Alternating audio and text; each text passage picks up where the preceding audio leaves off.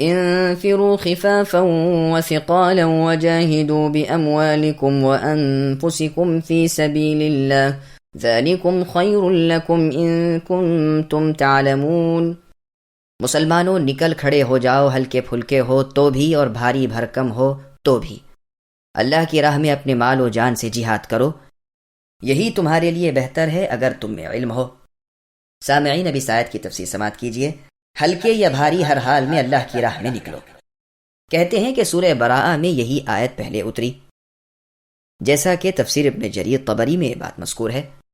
اس میں ہے کہ غزوہ تبوک کے لیے تمام مسلمانوں کو ہمراہ ہادی امم نبی رحمت محمد صلی اللہ علیہ وسلم لے کر نکل کھڑے ہونا چاہتے تھے۔ اہل کتاب کے کافر رومیوں سے جہاد کے لیے تمام مومنوں کو چلنا چاہیے، خواہ جی مانے یا نہ مانے، خواہ آسانی نظر آئے یا بھاری پڑے۔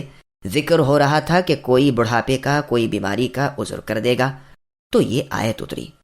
بوڑھے جوان سب کو رسول اللہ صلی اللہ علیہ وسلم کا ساتھ دینے کا عام حکم ہوا، کسی کا کوئی عذر نہ چلا۔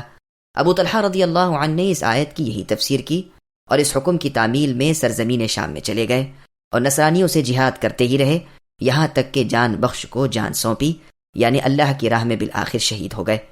ایک اور روایت میں ہے کہ ایک مرتبہ آپ قرآن کریم کی تلاوت کرتے ہوئے اس آیت پر آئے تو فرمانے لگے، ہمارے رب نے تو میرے خیال سے بوڑھے جوان سب کو جہاد کے لیے چلنے کی دعوت دی ہے۔ میرے پیارے بچوں، میرا سامان تیار کرو، میں ملک شام کے جہاد میں شرکت کے لیے ضرور جاؤں گا۔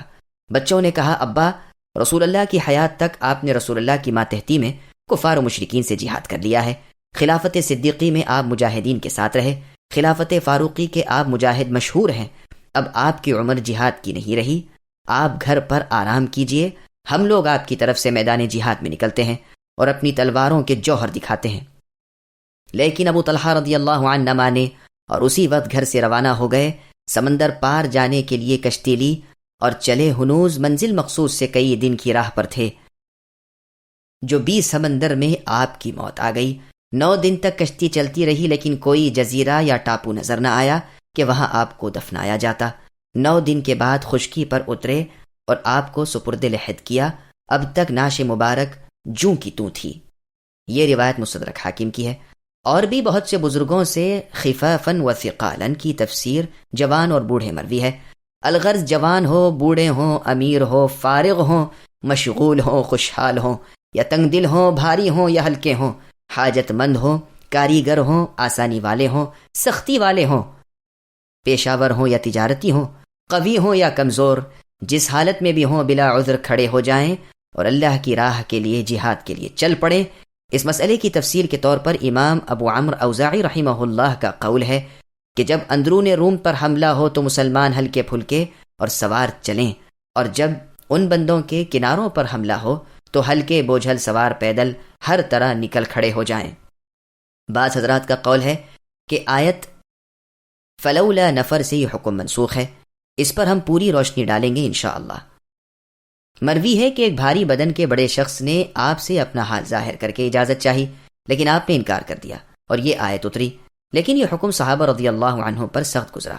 پھر اللہ تعالیٰ نے اسے آیت لیس علی الضعفاء سے منسوخ کر دیا، یعنی ضعیفوں، بیماروں، تنگ دست فقیروں پر جبکہ ان کے پاس خرچ تک نہ ہو، اگر وہ دین ربانی اور شرع مصطفیٰ صلی اللہ علیہ وسلم کے حامی اور طرفدار اور خیر خواہ ہوں تو میدان جنگ میں نہ جانے پر کوئی حرج نہیں۔ حیان ابن زئی شرعی رحمہ اللہ کہتے ہیں کہ ہم صفوان ابن عمرو والی حمص کے ساتھ جراجمہ کی جانب جہاد کے لیے چلے۔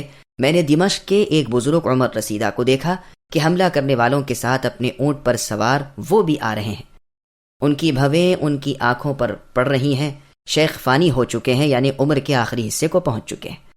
میں نے پاس جا کر کہا، چچا آپ تو اب اللہ تعالیٰ کے نزدیک بھی معذور ہیں۔ یہ سن کر آپ نے اپنی آنکھوں پر سے بھویں ہٹا لیں اور فرمایا، بھتیجے سنو، اللہ نے ہلکے اور بھاری ہونے کی دونوں صورتوں میں ہم سے جہاد میں نکلنے کی طلب کی ہے۔ سنو، جس سے اللہ تعالیٰ کی محبت ہوتی ہے اس کی آزمائش بھی ہوتی ہے، پھر اس پر بعد الثابت قدمی اللہ تعالیٰ کی رحمت برستی ہے۔ سنو، اللہ کی آزمائش شکر و صبر، ذکر اللہ اور توحید خالص سے ہوتی ہے۔ یہ روایت تفسیر ابن جریر طبری کی ہے۔ جہاد کے حکم کے بعد مالک زمین و زماں اپنی راہ میں اپنے رسول محمد صلی اللہ علیہ وسلم کی مرضی میں مال و جان کے خرچ کا حکم دیتے ہیں۔ اور فرماتے ہیں کہ دنیا و آخرت کی بھلائی اسی میں ہے۔ دنیاوی نفع تو یہ ہے کہ یوں ہی سا خرچ ہوگا اور بہت سی غنیمت ملے گی، آخرت کا نفع یہ ہے کہ اس سے بڑھ کر کوئی نیکی نہیں۔ چنانچہ صحیح بخاری، مسلم، نیز موطا مالک اور مسند احمد میں رسول اللہ کا فرمان ہے، اللہ تعالیٰ کے ذمے دو باتوں میں سے ایک ضروری ہے، وہ مجاہد کو یا تو شہید کر کے جنت کا مالک بنا دیتے ہیں یا اسے سلامتی اور غنیمت کے ساتھ واپس لوٹاتے ہیں۔ خود اللہ تعالیٰ کا فرمان عالی شان ہے کہ تم پر جہاد فرض کر دیا گیا ہے، باوجود یہ کہ تم اس سے کنی کھا رہے ہو، یعنی اس سے چڑ رہے ہو، لیکن بہت ممکن ہے کہ تمہاری ناچاہی ہوئی چیز ہی دراصل تمہارے لیے بہتر ہو، اور ہو سکتا ہے کہ تمہاری چاہت کی چیز فی الواقع تمہارے حق میں بے حد مضر ہو، یعنی نقصان دہ۔ سنو، تم تو بالکل نادان ہو اور اللہ تعالیٰ پورے علم والے ہیں۔ مسند احمد میں رسول اللہ صلی اللہ علیہ وسلم نے ایک شخص سے فرمایا، مسلمان ہو جا۔ اس نے کہا، جی تو چاہتا نہیں۔ رسول اللہ نے فرمایا، گو نہ چاہتا ہو تب بھی۔ لو كان عرضا قريبا وسفرا قاصدا لاتبعوك ولكن بعدت عليهم الشقة وسيحلفون بالله لو استطعنا لخرجنا معكم يهلكون أنفسهم والله يعلم إنهم لكاذبون عفى الله عنك لما أذنت لهم حتى يتبين لك الذين صدقوا وتعلم الكاذبين لا يستأذنك الذين يؤمنون بالله واليوم الآخر أن يجاهدوا بأموالهم وأنفسهم والله عليم بالمتقين إنما يستأذنك الذين لا يؤمنون بالله واليوم الآخر وارتابت قلوبهم فهم في ريبهم يترددون۔ اگرچہ جلد وصول ہونے والا مال و اسباب ہوتا اور ہلکا سا سفر ہوتا تو یہ ضرور آپ کی اے نبی پیچھے ہو لیتے، لیکن ان پر تو دوری اور دراز کی مشکل پڑ گئی۔ اب تو یہ اللہ تعالیٰ کی قسمیں کھانے لگے کہ اگر ہمیں قوت و طاقت ہوتی تو ہم یقیناً آپ کے ساتھ نکل کھڑے ہوتے۔ یہ اپنی جانوں کو خود ہی ہلاکت میں ڈال رہے ہیں، ان کے جھوٹا ہونے کا سچا علم اللہ تعالیٰ کو ہے۔ اللہ تعالیٰ آپ کو اے نبی معاف فرمائے، آپ نے انہیں کیوں اجازت دے دی، بغیر اس کے کہ آپ کے سامنے سچے لوگ کھل جائیں اور آپ جھوٹے لوگوں کو بھی جان لیں۔ اللہ تعالیٰ پر اور قیامت کے دن پر ایمان و یقین رکھنے والے تو مالی اور جانی جہاد سے رک رہنے کی کبھی بھی آپ سے اجازت طلب نہیں کریں گے۔ اللہ تعالیٰ پرہیزگاروں کو خوب جانتے ہیں۔ یہ اجازت تو آپ سے وہی طلب کرتے ہیں جنہیں نہ اللہ تعالیٰ پر ایمان ہے نہ آخرت کے دن کا یقین ہے، جن کے دل شک میں پڑے ہوئے ہیں اور وہ اپنے شک میں ہی سرگرداں ہیں۔ سامعین، اب ان آیتوں کی تفسیر سماعت کیجیے۔ عیار لوگوں کے دھوکے میں نہ آؤ۔ جو لوگ غزوہ تبوک میں جانے سے رہ گئے تھے اور اس کے بعد رسول اللہ صلی اللہ علیہ وسلم کے پاس آ کر اپنے جھوٹے بناوٹی عذر پیش کرنے لگے تھے، انہیں اس آیت میں ڈانٹا جا رہا ہے کہ دراصل انہیں کوئی معذوری نہ تھی۔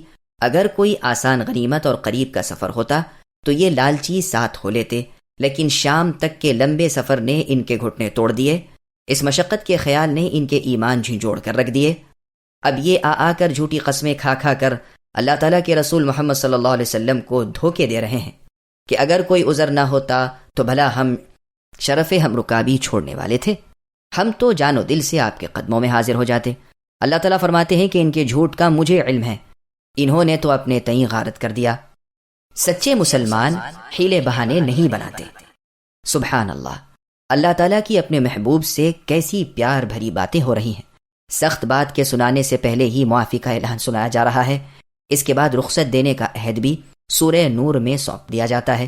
چنانچہ اللہ سورہ نور کی آیت نمبر 62 میں فرماتے ہیں، فَإِذَا اسْتَأْذَنُوكَ لِبَعْضِ شَأْنِهِمْ فَأْذَنْ لِمَنْ شِئْتَ مِنْهُمْ، یعنی ان میں سے کوئی اگر آپ سے اے نبی اپنے کسی کام اور شغل کی وجہ سے اجازت چاہیں تو آپ جسے چاہیں اجازت دے سکتے ہیں۔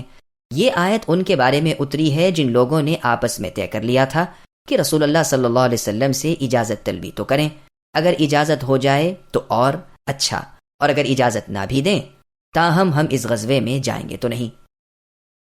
یہ روایت تفسیر ابن جریر طبری کی ہے۔ اسی لیے اللہ تعالیٰ فرماتے ہیں کہ اگر انہیں اجازت نہ ملتی تو اتنا فائدہ ضرور ہوتا کہ سچے عذر والے اور جھوٹے بہانے والے کھل جاتے، نیک و بد میں ظاہری تمیز ہو جاتی، اطاعت گزار تو ظاہر ہو جاتے، نافرمان باوجود اجازت نہ ملنے کے بھی نہ نکلتے، کیونکہ انہوں نے تو طے کر لیا تھا کہ رسول اللہ ہاں کہیں یا نہ کہیں ہم تو جہاد میں جائیں گے ہی نہیں۔ اسی لیے اللہ تعالیٰ نے اس کے بعد کی آیت میں فرمایا کہ یہ ممکن ہی نہیں کہ سچے ایماندار لوگ اللہ تعالیٰ کی راہ کے جہاد سے رکنے کی اجازت تم سے اے نبی طلب کریں؟ وہ تو جہاد کو موجب قربت الہی مان کر اپنی جان و مال کے فدا کرنے کے آرزومند رہتے ہیں۔ اللہ تعالیٰ بھی اس متقی جماعت سے بخوبی آگاہ ہیں۔ یہ بلا عذر شرعی بہانے بنا کر جہاد سے رک جانے کی اجازت طلب کرنے والے تو بے ایمان لوگ ہیں، جنہیں دار آخرت کی جزا کی کوئی امید ہی نہیں۔ ان کے دل آج تک آپ کی اے نبی شریعت سے شک و شبے میں ہی ہیں۔ یہ حیران و پریشان ہیں، ایک قدم ان کا آگے بڑھتا ہے تو دوسرا پیچھے ہٹتا ہے۔ انہیں ثابت قدمی اور استقلال نہیں، یہ ہلاک ہونے والے ہیں۔ یہ نہ ادھر ہیں نہ ادھر، یہ اللہ کے گمراہ کیے ہوئے ہیں۔ آپ ان کے سنوارنے کا کوئی رستہ نہ پائیں گے۔